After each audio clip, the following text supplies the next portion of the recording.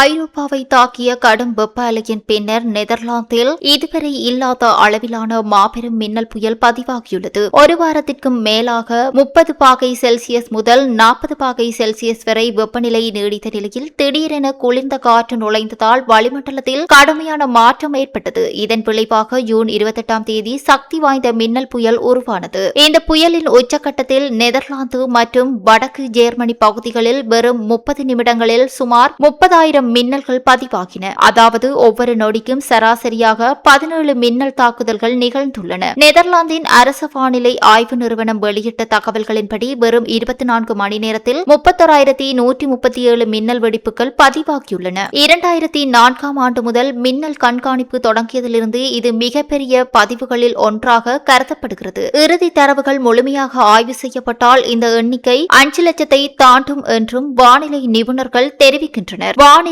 கண்கவர் காட்சியை ஏற்படுத்திய இந்த மின்னல் புயல் பல மணி நேரம் நீடித்து மக்களை ஆச்சரியத்திலும் அச்சத்திலும் ஆழ்த்தியுள்ளது.